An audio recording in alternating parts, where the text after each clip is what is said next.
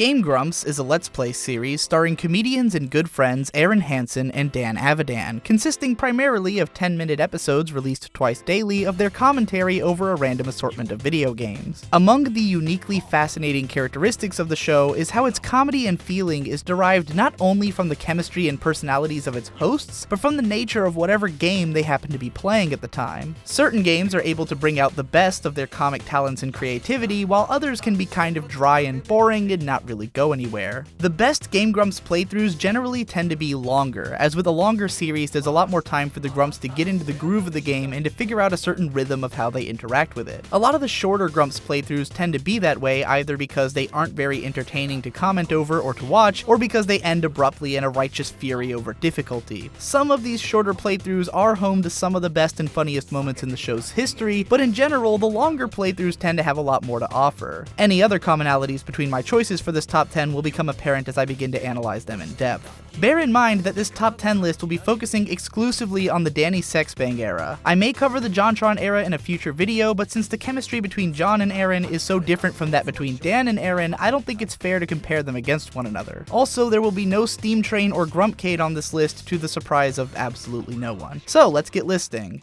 Number 10, Super Mario 64. The 62-episode Mario 64 playthrough undergoes an impressive kind of evolution across its run. It opens innocently as Aaron's exposure to Dan of the first 3D Mario game, which had been released at a time during which Dan had stopped taking an interest in video games as a young adult. At first, the session is imbued with a sense of wonderment and reverie for this classic game, even though it quickly becomes apparent that Aaron has a hard time playing it. One of the things I'll get into a lot over the course of this list is how Dan and Aaron tend to respond most positively to bright, colorful, and happy-go-lucky games which fill them with a sense of whimsy, especially Dan. They also tend to fare best with games that take a sort of open and explorative approach, but which also have clear goals about how to make progress, giving the player the ability to sort of dick around and not have to concentrate too tightly on the game, but without letting them get totally lost. If I were to write a manual on how to make a good Let's Play, I would definitely include a whole section on why this is the right kind of game to choose. The dialogue here is mostly at a fairly high caliber, laden with funny stories, and Dan increasingly digging into Aaron's play as the game gets harder and harder. Eventually, as it reaches the point of being more difficult than Aaron can really handle, the dialogue turns more and more to Aaron's play and his mounting frustration, and for a while it seems like Aaron is constantly on the verge of just canceling the series altogether. In the later episodes, Aaron finally snaps and goes completely off on how much he outright hates the game, but the funniest episodes are when he decides to try and regain composure with it after the Grumps take a vacation in Japan, and the last stretch of the game becomes a hilarious battle of tension while Aaron tries to be passive over his failures. This playthrough is all around solid Grumps du jour, and a decent package for getting a taste of a lot of what their show has to offer over the course of its run.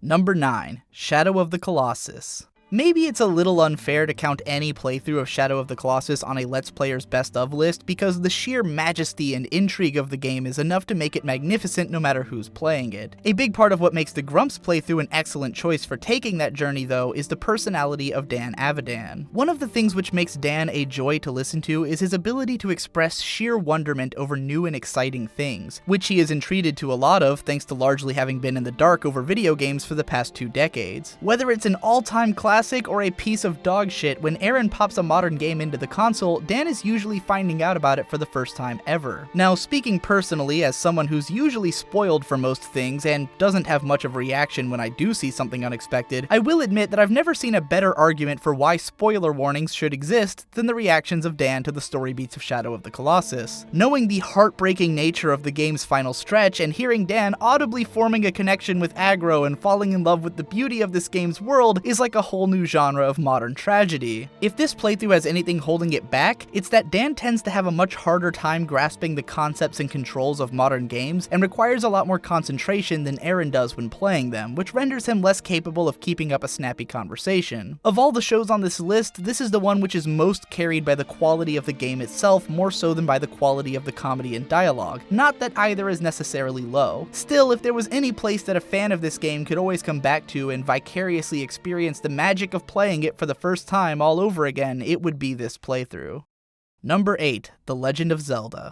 Aside from his impressively open-hearted reactions to new and exciting video games, one of the coolest things about Dan Avidan is his weirdly long-standing muscle memory when it comes to classic NES games. Dan is known to go on a huge nostalgia trip when replaying the games of his childhood, and he is the master of taking the audience along with him. Speaking as someone whose first exposure to a Zelda game was Ocarina of Time in the late 90s, I was more than a little interested to hear about the original from the perspective of someone who grew up with it and had no shortage of fond memories to share. While Aaron does help Dan extensively using a strategy guide throughout this series, classic NES titles are the one type of game which Dan can not only play well and talk at the same time, but also stay excited about all the way through by sheer force of nostalgia. You can tell in some of these playthroughs that Aaron is just as interested in Dan's stories as the audience is and feeds off of his energy, giving them a stronger bond of chemistry together. It's also nice just to see these guys giving justice to this classic game, which a lot of modern gamers would consider dated or inferior to later installments in the franchise. It never even seems to occur to Dan that games need to be compared against one another in terms of quality, or that his favorite games need to be anything other than his favorite games, which makes for a great viewing and commentary environment for this series. And when comparisons to later games would be interesting, Aaron is ready to provide them, and clearly makes the decision to hold back on trying to get into any debates or discussions with himself over quality. Overall, Zelda might not be the most outright funny or interesting Grumps playthrough, but it represents a genre of Grumps series which I'm a big fan of, which is Dan playing his favorite classic NES games. All of those series tend to be pretty entertaining, including the series on Zelda 2, but I think The Legend of Zelda was probably my favorite among them overall because it's such an influential and classic game in its own right, and one which I personally love.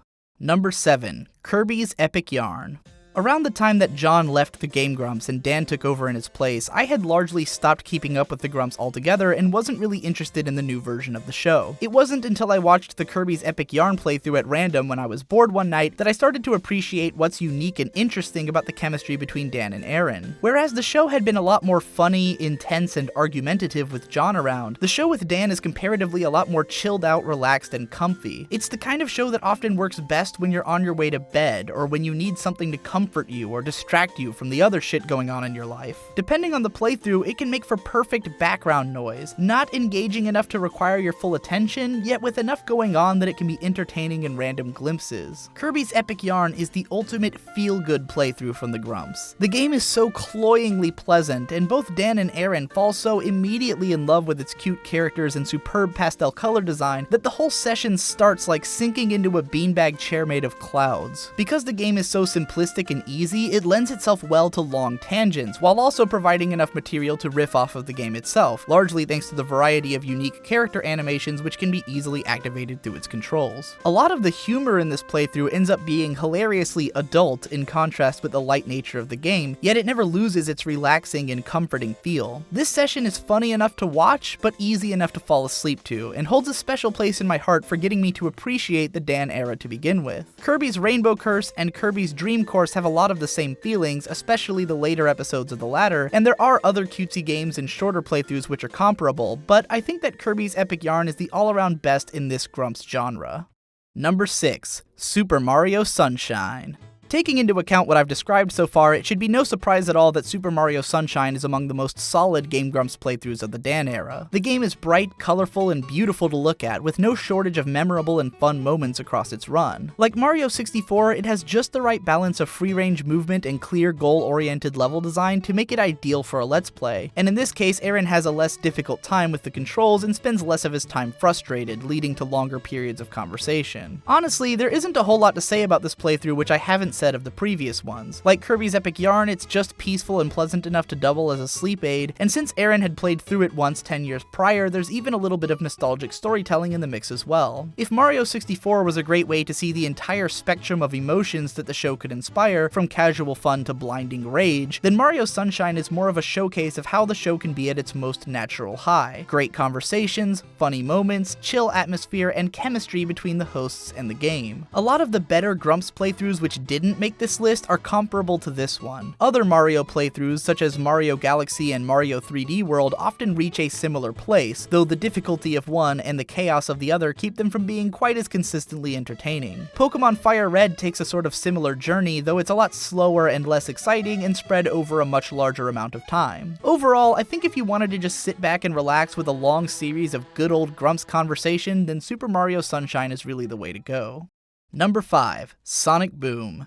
As much as I love the Grumps when they get to enjoy a relaxed conversation in a pleasant environment, there's no question that a lot of the most outright hilarious shows involve their uproarious reactions to some truly broken pieces of shit. The Sonic 06 playthrough from the John era is probably one of the most popular and highly regarded shows in Grumps history, and while I can't say that any of their other Sonic playthroughs have quite reached the same highs, I am absolutely glad that they've decided to make a habit of playing through all of these shitty games. Sonic Boom is one of the most unfinished, broken games to hit the mainstream markets in forever, and it is so in about as many entertaining and psychotic ways as a game could ever be. Aaron's flagrant disdain for the Sonic franchise, combined with his weird penchant for finding every imaginable glitch and graphical failure, and Dan's incredulity over the fact that it's even possible for such a thing to exist, make for just the right vehicle to explore and present this game in all of its mind-breaking incompetence. Sure, a lot of what makes this session funny is the game itself, and this is one of the only Grumps series which will be pretty much worthless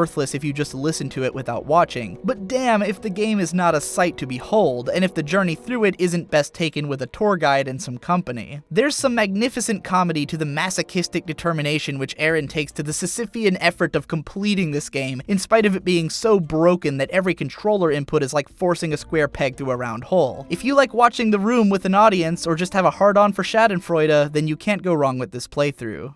Number 4. The Wind Waker HD. The Wind Waker was a somewhat controversial playthrough, as Aaron came under such intense criticism for his lackluster skills at the game that he ended up issuing a public apology over it. Personally, as someone who is at least as bad as Aaron at any game I've seen him play, I find it patently ridiculous that he found himself in a situation like that, and it makes me a little sad to see how frustrated he seemed to get over his own play in some of the later episodes thanks to the constant harassment. Nevertheless, these minor details of the playthrough are negligible in the face of how much fun the series was to watch. Reiterating my previous points, The Wind Waker is not only a bright, colorful, fun, cheerful, relaxing game that gives a lot of leeway for dicking around and making mistakes, but also an epic and memorable adventure in ways only topped by the Shadow of the Colossus playthrough. It has the nostalgia factor of being a classic Zelda title, along with the jaw-dropping visual aesthetic and breathtaking sense of adventure that both of the hosts are suckers for. In a lot of ways, I think that the Legend of Zelda franchise as a whole is the perfect conduit for Let's Players, because the games combine the ideal structure for gameplay that I described before with the sense of experiencing something large and adventurous. By the end of a Zelda Let's Play, there's a palpable sense of having come a long way with the hosts, which feels kind of special in comparison to a typical series. The Wind Waker in particular is well suited to the formula because of its long stretches of open exploration, which could potentially get boring to do alone, but are livened up by the conversation of good company. It also just happens that this playthrough gets into some of the deepest and most interesting conversations which Dan and Aaron have ever delved into on the show, with Dan getting surprisingly intimate and in-depth about some of his personal struggles with depression and hardship that make for gripping conversation.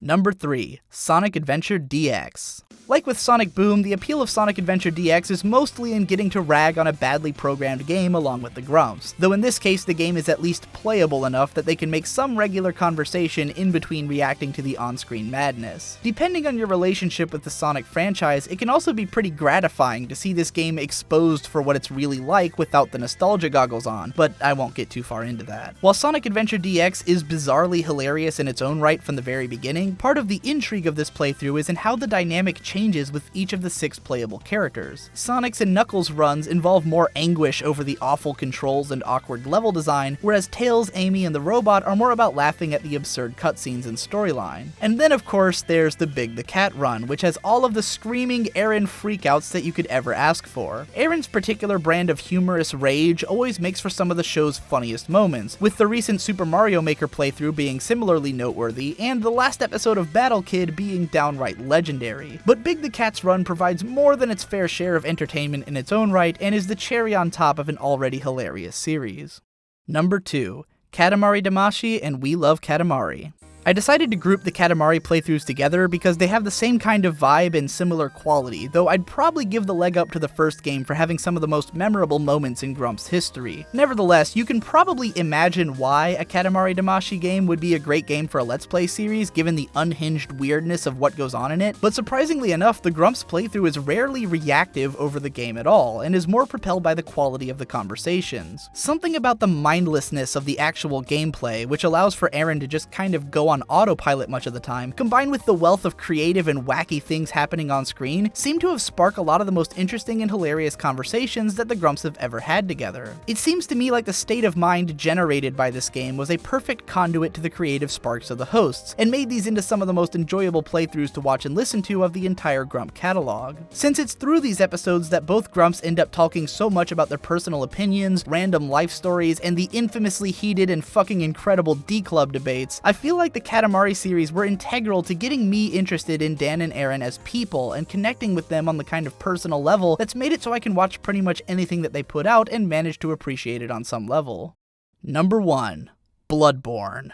At first glance, Bloodborne would seem like the least ideal game imaginable for the Grumps to play. For one thing, the entire game is dark, dreary, depressing, and grotesque in its imagery, and for another, it's more than a little challenging, being as it is among the Souls lineage of games. However, in a shocking twist of fate, what allowed this playthrough to click spectacularly is the fact that not only had Aaron fallen deeply in love with the game through playing it at home, but he was actually pretty goddamn good at it. In spite of how dark and depressing the setting of the game could be, its aesthetic is a thing of unquestionable beauty, and the art design could be every bit as awe-inspiring as the likes of Wind Waker and Colossus, if for a lot of the opposite reasons. It was entertaining to hear the conflicting emotions which the game inspired in Dan, who is equal parts a huge fan of detailed fantasy settings and good old RPG world development, as well as completely terrible at dealing with anything horror-themed, which put him into a sort of limbo between being on edge with terror and whimsical with awe at everything on screen. Aaron, meanwhile, seemed to be having some of the most fun he's ever had with a game, and his skill level allowed him to maintain conversation while playing. When handled by someone who's actually decent at playing them, the Souls games carry a lot of the same advantages that the Zelda games do, with their combination of free-range movement and goal-oriented play, along with the feeling of accomplishing something big and getting an intimate lay of an engrossing fictional land by the end of the playthrough. Bloodborne really did manage to touch every base of great conversation between the Grumps. It had Aaron whipping out his analytical chops every now and again to study the game's mechanics, and even some conversation about fellow YouTube analyst Matthew Matosis. It had tons of stories from both of the guys' pasts, as well as what was going on with them at the time, and introduced many to the ever-catchy slogans of the solo travel blog. It had long, funny conversation riffs that kept the episodes going well past the 10-minute mark, moments of satisfying triumph when Aaron finally manages to conquer a particularly rough obstacle, and even some decent rage moments along the way when doing so proved to be a real struggle. Altogether, I think that the Bloodborne playthrough represented the best of what the show has to offer. Two really funny guys making really funny jokes while sharing personal stories, bonding as friends, and taking the viewer on an epic adventure through a really spectacular game. The only thing that sucks about this playthrough is how distracting that goddamn orange border is in contrast with this dark-ass game. So those are my top 10 favorite Grumps playthroughs, and I'm curious to know how you feel about my choices. Let me know in the comments what your top 10 would look like, or what you think I'm missing. If you want to see more from me, then check out my own Grumps-style gaming channel, or listen to me analyzing anime for like a million hours. Thanks again for watching, and I'll see you in the next one.